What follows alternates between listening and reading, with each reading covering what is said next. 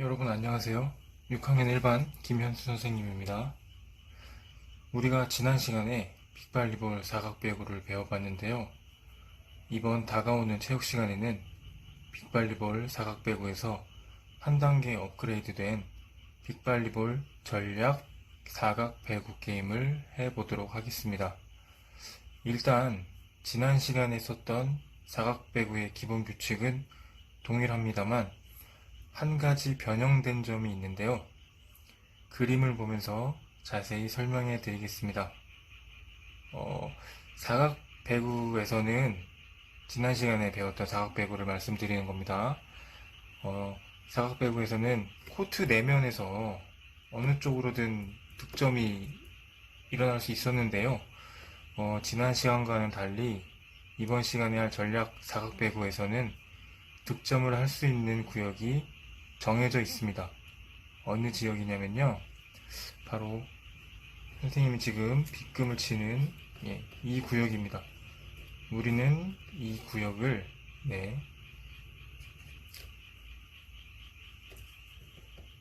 득점 구역이라고 이름을 붙일 겁니다. 한 가지 먼저 설명을 해드리자면 서브는 반드시 득점 구역에서만 넣을 수 있는 것으로 하겠습니다. 득점 구역에 먼저 이제 위치한 팀이 있겠죠. 이렇게 예를 편의상 A, B, C, D라고 하겠습니다. 그러면 A팀이 여기 있고, B팀이 여기 있고, C팀이 여기 있고, D팀이 이렇게 있겠죠. 자, 그러면 먼저 득점 구역에 위치한 팀 A팀이 되겠죠. 그럼 이 팀은 서브를 넣겠죠. 아까 좀 전에 말했습니다. 서브는 반드시 득점 구역에서만 넣는다고 했죠. A팀이 처음에 득점 구역에 왔으니까 A팀이 서브를 넣습니다. 그럼 B나 C나 D나 어디든지 서브를 넣을 수 있습니다. 서브를 넣게 되면 이제 가정을 해볼게요. 선생님이 만약에 A가 C로 서브를 넣었어요. 그랬을 때 만약에 C가 이거를 제대로 받아치지 못하고 실점을 했다. 그러면 A팀이 점수를 얻는 것입니다. 그 다음에 또 한 가지, A가 이번엔 예를 들어서 B로 서브를 넣었다고 할게요. 그런데 이제 B가 다시 A한테 넘겨서 A가 실점을 했어요. 그러니까 득점에 실패하게 된 거죠. 그럴 때에는 득점 구역에 있는 팀이 득점을 실패할 경우에는 코트 이동을 하게 됩니다. 어떻게 되냐면요, 시계 방향으로 코트를 이동하게 되는 거죠. 그러면 A팀은 이 지역으로, B팀은 C가 있던 지역으로, C팀은 D가 있던 지역으로, 이제 D팀이 득점 구역에 와서 이제 D팀은 다음 차례 자기들이 서브를 넣고 득점을 할 수 있는 기회가 생기는 것입니다. 다시 정리를 하자면 득점 구역에 있을 때에만 득점을 할 수가 있는 것이고요. 득점을 하지 못하게 됐을 때는 시계 방향으로 코트를 이동하게 되는 것입니다. 그럼 이제 반복적으로 이동을 하게 되면 계속해서 득점 구역에 오는 팀들이 서로 이렇게 순환식으로 생기게 되겠죠. 여기서 한 가지 도움말을 드리자면 득점 구역이 위치하지 않은 세 팀이 있어요. 여기 세 팀이 있겠죠. 득점 구역에서 서브를 넣을 거예요. 어느 쪽이든. 근데 이 세 팀이 서로 싸울 필요가 있을까요? 이 세 팀은 서로 싸울 필요가 사실은 없습니다. 왜? A팀의 득점을 막아야 되기 때문에 서로 공격을 하거나 할 필요가 없어요. 무조건 누구에게 공격하면 됩니까? 네, 그렇죠.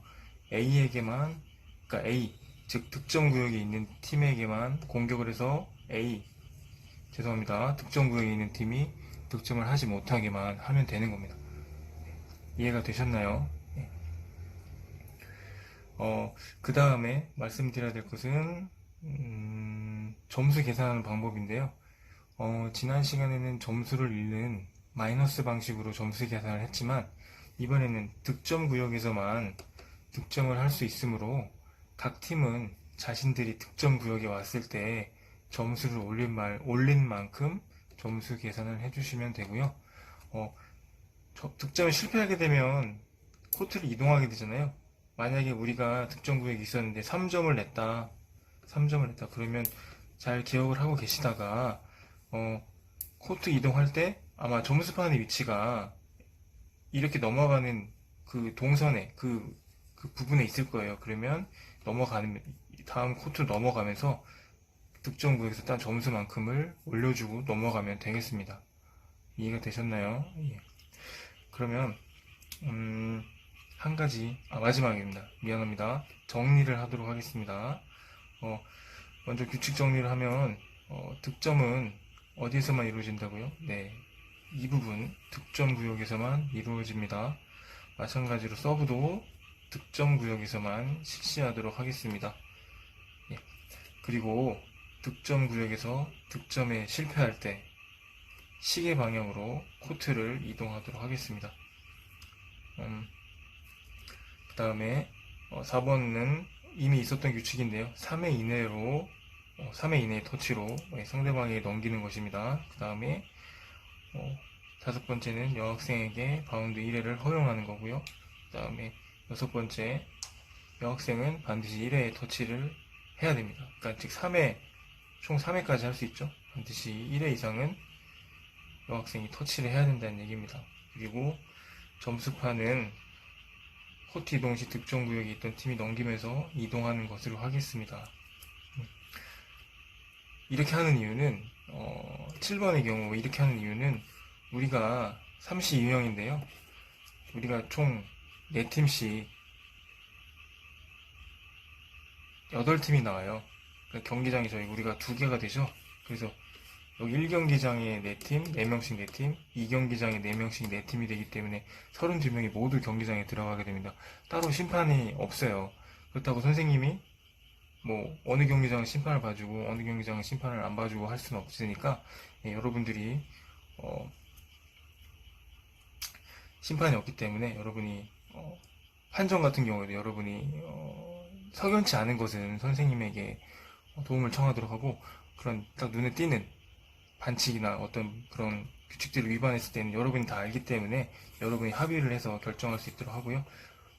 애매하고 석연치 않은 판정에 대해서만 선생님한테 도움을 요청하고 나머지는 심판이 없고 여러분이 점수 계산을 해서 판정을 내리고 점수 계산을 해서 점수판을 옮기고 넘어가도록 하는 것으로 하겠습니다. 영상을 주말 동안 잘 시청하시고요. 다음 시간에 체육 시간 전에 전략 4각 배구의 규칙을 잘 숙지해서 오도록 하면 좋겠습니다. 긴 내용 잘 들어주셔서 고맙습니다. 이상입니다.